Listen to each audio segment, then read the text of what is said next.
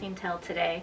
My name is Shaylin, and in this video I want to explore what you can do when your quilt does not turn out the way you were hoping, which is the case for the quilt that I recently made this summer. A friend of mine who is new to quilting had sent me a video from Donna Jordan making a faux Bargello quilt. I've also heard it pronounced Bargello, but Donna called it Bargello, so that's what I'm gonna go with. I know it's an Italian word, but I'm not exactly sure of the pronunciation, but we'll go with Bargello.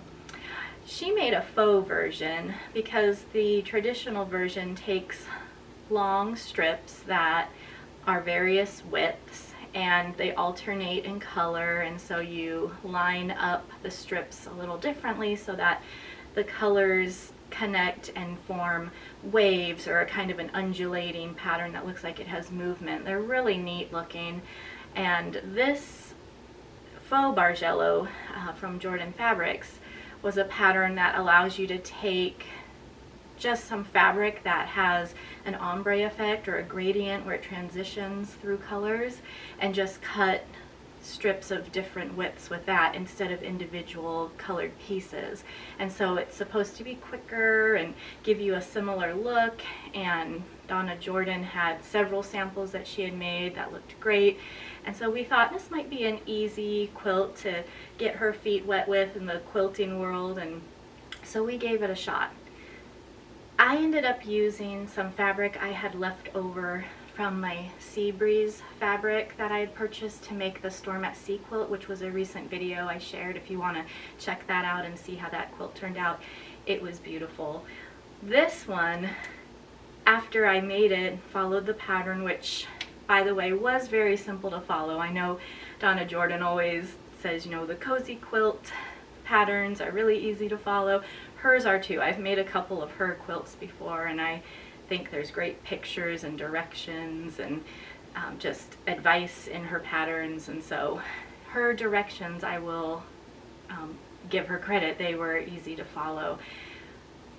My quilt did not turn out with that undulating wave effect, however. If you've ever Googled nailed it cakes and you see what the original was supposed to look like and then someone's attempt, and it's pretty humorous how different they turned out. That's how I kind of felt about this quilt when I looked at it. And I snapped a picture of it because I have tried to gussy it up a little bit, but I'll show you the picture of how it turned out. And it was definitely a Bargello no. It did not have that undulating wave effect. And so after looking at the fabric, which I don't have a whole piece of anymore, I had just snapped a picture of it to show my friend what I would be using. And, you know, she was shopping for her own fabric, so I was trying to give her an idea of what I had in my stash already. I think he needed 1.5 yards, and so that was a bit of fabric I had enough of. But I think the issue is that either I didn't have enough color in this fabric, or the colors were just too close or mixed. There weren't bold enough lines or a distinct separation of color. They kind of mixed together. So I was trying to connect, you know, well, here's a section with white, so I'll put a little bit of white below it and stagger it a bit. But then there was just so much of the blue and teal that was similar that it just kind of looked like a big scramble and not that clear wave pattern that I was looking for. So I think that's what the issue is. So after I made it, I thought, well, it looks interesting, but I don't know that this is a wall hanging I would want to display, and I just was thinking, well, I don't like wasting fabric and money, and you know, I think it is pretty because the fabric was pretty to start out with, but I thought I would use this as an opportunity to try out some new techniques and just see if I could do anything to doctor it up a bit. So this is not a Bargello quilt. It's not the faux Bargello quilt that I was hoping for. But I'm going to show you what I did end up doing with it to just dress it up a little bit, make it more interesting to look at, and just be more of a focal point for the wall, something that will draw you in and want to look at it more closely. So this is what I have left from the original pattern fabric requirements. It wanted 1.5 yards of a variegated fabric. And so you can see, I thought it had, you know, lines of color, but there's just, I think, so much mixed and blended within the line. There's blue, green, and white. I think that's why I didn't get that wave effect I was hoping for. But there are some actual shapes that I think I can cut out. She used circles, and so I think I could take circles maybe from the top portion just for an interesting look, and then cut out actual shapes. So I think I'm going to do some needle turn applique and some raw edge applique. Now, I originally had purchased 2 yards of this fabric, so I do have this extra piece. I cut it down to 1.5 yards because that's what the pattern wanted, but I do have even more pieces in here that I can use. And then this is from the Sea Breeze line from Northcott Fabrics, and I recently finished another quilt using this line. And so for the backing, I had the sea turtles, and so I have lots of pieces of scraps left from the backing. Some of the turtles are intact still. This one's a bigger piece, so I thought I could even cut some of these out and applique them to this quilt just to give it more interest. And so some of them I'll cut out the shape, and others I'm going to maybe make, you know, circles of fabric here. And so I thought I could use different shape circles. So this is just the rim of a largemouth canning jar, and then this is part of my little thread cutter, the base of it. I have a candle jar topper, if you have a big glass or just anything circular to trace would work. So I'm going to cut out some circles of different sizes, and then also some of these shapes in the fabric, and I'll show you how I applique them onto the quilt top. If you saw my beginner tips for English paper piecing video, I talked about putting sandpaper under the fabric to keep it from slipping. So that's not just for EPP. You can also use it to help you trace your circles here. So I just have a fine grit sandpaper here. So this is the 400, if that helps. So I'm going to just put this sandpaper underneath a portion that I want to trace. And so let's say I want some of this lighter section here because I have a lot of darker spots on the top. This sandpaper just keeps everything from slipping around. And I'm just using a regular pencil.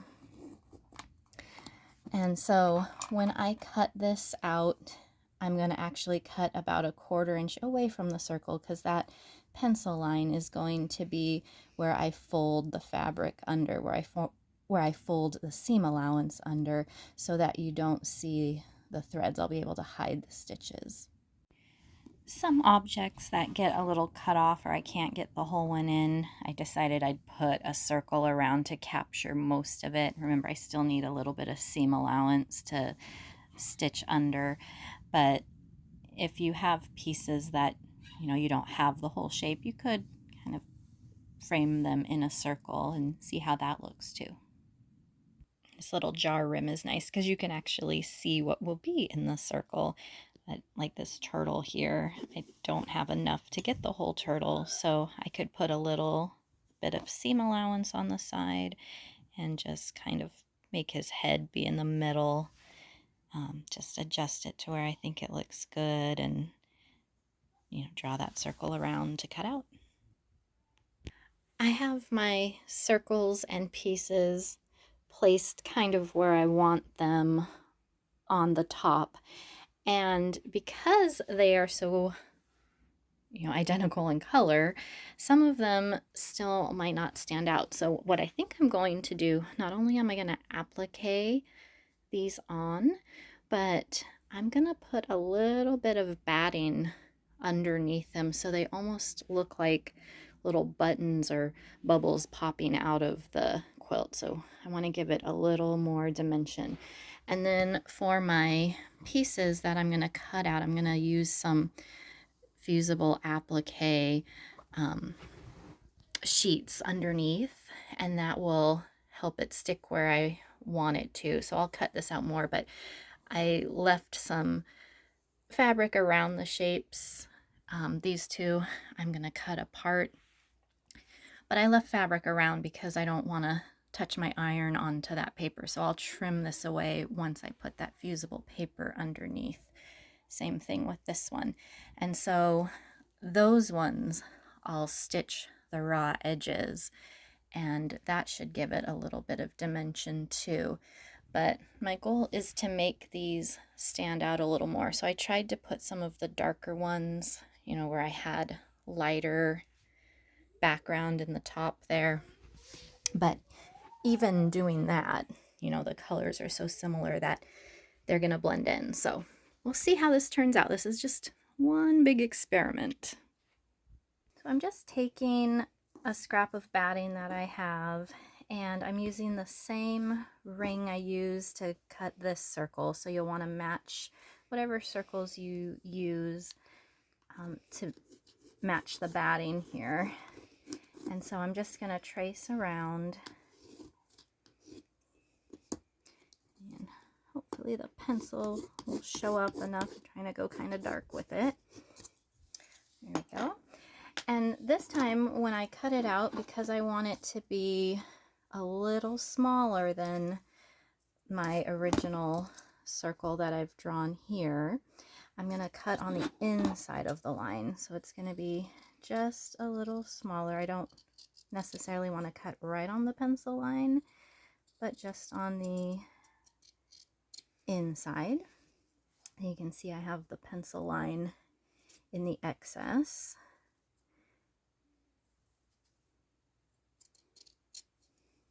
All right, so I've got my circle, and now to help me with turning the seam allowance under, I'm just going to make little snips since this is round, and I just kind of go by what seems right. I don't want them too close together, but each of these is going to be folded down just to help me make a curve when I fold this seam allowance under.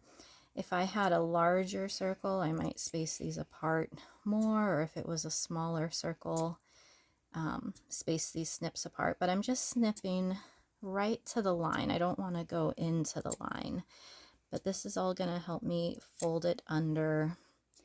And when you get close to where you started, you'll want to kind of pay attention and maybe split the difference between where you're cutting, just so you don't have a really tiny piece. But I'm doing maybe a little more than ½ inch for this size. So then what will happen is I'll put my batting underneath, and it should kind of fit right where those snip lines stop. So I'll center it in. Maybe I'll put a little dab of glue in there. But then I will just curve these pieces under, and I'll do a blind stitch and stitch it to my quilt top. So I'll show you what that looks like, but that'll give it a little bit of dimension and should fit nicely in there. For the raw edge applique, I'm going to be using a product called FlexiFuse, and I know there are other little sheets and things you can use. This is just what I happen to have, but I'll take a sheet, and you'll notice one side is kind of ridged. That's the glue side, and then there's the paper side. And so what I'm going to do is just kind of rough cut. I want this shell and rock to be what I have left here. So I'm gonna just kind of rough cut. I don't want to waste the FlexiFuse paper because I can use it for smaller pieces later. So I'm just going to cut just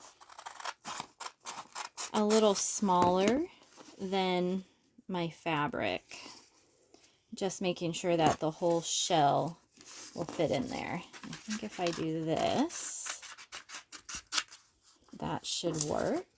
So I'll save that scrap for later. And then I'm just going to test again. I can make it a little smaller, just again, because I don't want my iron to get coated in the glue on here. That's getting closer. Let me just cut a little corner off. And that should work. So now I'm going to go over to my ironing station, and I know you should not put a wool mat on your cutting mat. I'm just doing this briefly because it's easier to demonstrate on the floor here. But I'm going to put my fabric right side down, and then I'm going to take the glued ridged edge of the paper, and I'm going to make sure that it is over the shell. So I shouldn't see the shell or the little rock anywhere peeking through the fabric that is showing. And then I'm just going to take my iron, and 5 to 8 seconds is what it says. So I should be ironing the paper side, not the ridged glued side. And I'm just going to give it a few moments to cool. All right, so it's cooled down. It's sticking all the way around. And so now I'm going to cut just not directly on the line. I want to leave just a little bit because I'm going to sew really close to the raw edge. So I'm just barely missing the outline of the shape. And if you have something that has lots of deep grooves, you might not want to go into each of those. If you want to sew around, you might just do a general outline. But this one, the shell kind of blends in with the background, so I'm just sort of eyeballing what looks right. But again, just staying really close to the outline of the shell.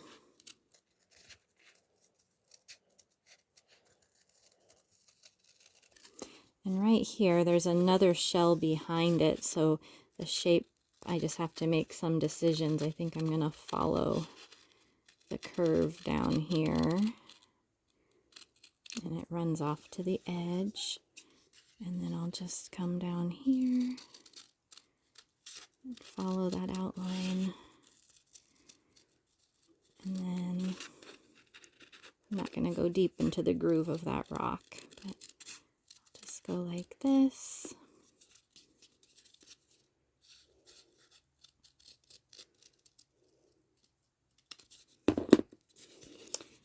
And I have this shape here.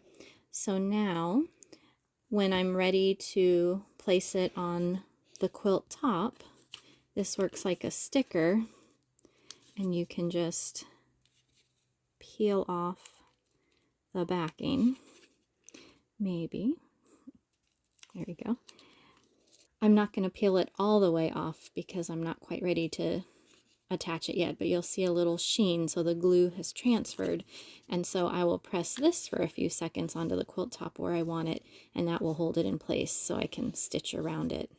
All right, I've got my needle threaded with 80 weight polyester thread. This is Dove Gray. It blends in really nicely, and it's a thinner thread, so you don't see the stitches as much. So I'm just going to make a little quilter's knot by wrapping the thread around the needle a few times, pinching that bunch of thread and just holding it while I pull, and then it makes a little knot. And so then I can pick any of these little pieces that I've snipped to start, and I want to try to keep the fabric of the quilt top flat, so I'll constantly be adjusting, making sure it's not bunching or anything. But I think I'll start maybe with this one here. So I'm just gonna bend it underneath, under the batting, and then I'm gonna start by putting the needle underneath the top. And I'm just gonna come up as close to the edge as I can get it.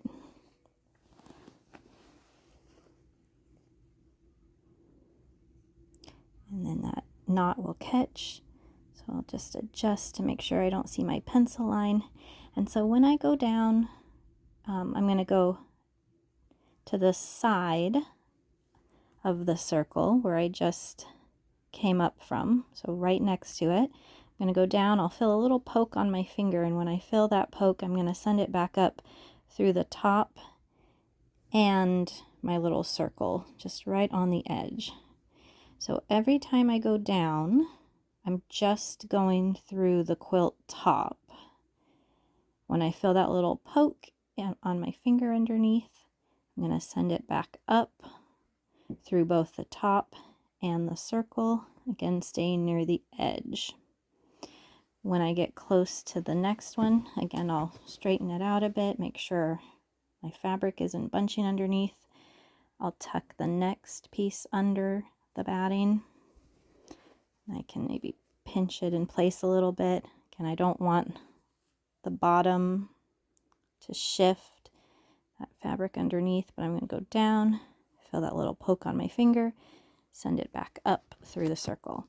So again, it's always down right next to where I came in from, going just through the bottom fabric, and then up through both of them through the circle. So I'm just going to keep doing that all the way around. And again, open it, straighten it out, make sure it's still, you know, not bunching or anything. And I'll come back to show you how I tie it off when I'm done. Whether you run out of thread or you finish, I'll show you how I tie it off. So I'm just going to keep going and I'll be back in a moment. As you can see, I'm getting close to the end here. I'm also running low on thread, so hopefully I make it to the end. I've just been rotating the whole quilt top as I need to. I use a little chair to kind of prop it up and help me keep it straight. But I'm just going to continue taking these little stitches, and I'll fold under this last little tab here under the batting. So let me just get to my starting point and I'll show you how I tie it off.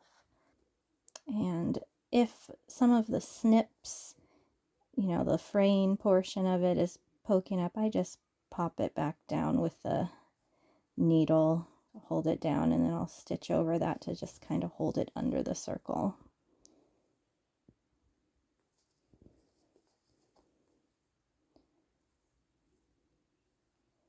And if the little poke, you know, I'm not jabbing myself or anything underneath here, but if the poke is something, you know, that you don't want to fill, you could put a thimble or something on, but it doesn't bother me. But I'm back to the beginning. So now what I'm going to do is just send it down all the way through. And if I turn it over, I'm going to make sure I pull the thread. I don't want to, you know, yank it or pull it too tight because then you can get some puckering. But I'm just going to make a little knot. I'm going to go through the quilt top, but just be careful not to go through the little bubble that I put on top, the little circle. And I am just going to go underneath the loop it makes, so I don't pull it all the way through. But I do send the needle under the loop 2 times. I know that might be a little hard to see, but you'll start pulling it through till you see a loop, and just go under the loop twice, give it a little tug, and that double knots it. Just gonna stick that there for a moment, and then I leave a little bit of thread because that's gonna be hidden in the batting later. So there is another circle completed, and I'm going to take this pin out now that was holding it in place, and so I'm just going to keep going with the others, and then I will show you after that how I raw edge applique the other pieces on that aren't in circles.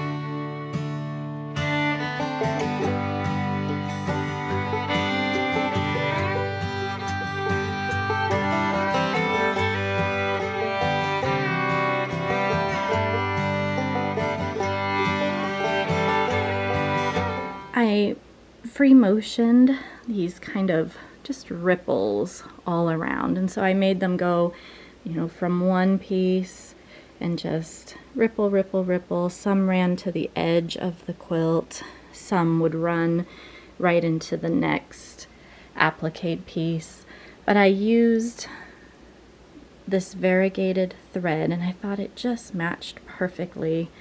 This is Fantastico number 5006 if you're interested. It's just very ocean feeling with some teals and dark blues and light blues, some white. So you can see that transition in the thread, which I thought was pretty fun.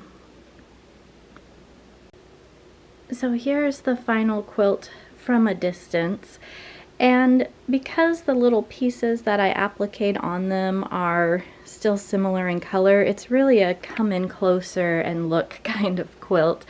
Again, the colors are beachy, so it would go, you know, with the decor that I have, and the fabric was beautiful to begin with, so that I'm not concerned about. But just when you look up close, you can see some of those details with the stitching, with the applique pieces that came from the fabric. I did lots of swirls, some seagrass. There's a little bit of texture or poof to those little fabric buttons that I sewed on. I tried a little clamshell there. You can see some of them I just outlined with thread.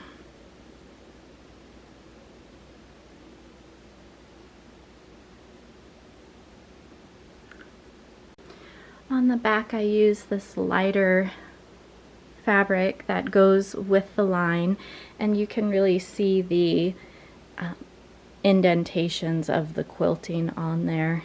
I actually loved this fabric so much I went back to the quilt shop and just got the last of what they had to use as a backing for another Storm at Sea quilt I want to make. I mentioned I like the one I made as a gift for someone so much I want to do a similar one for our house, but I thought this fabric was so pretty as a backing.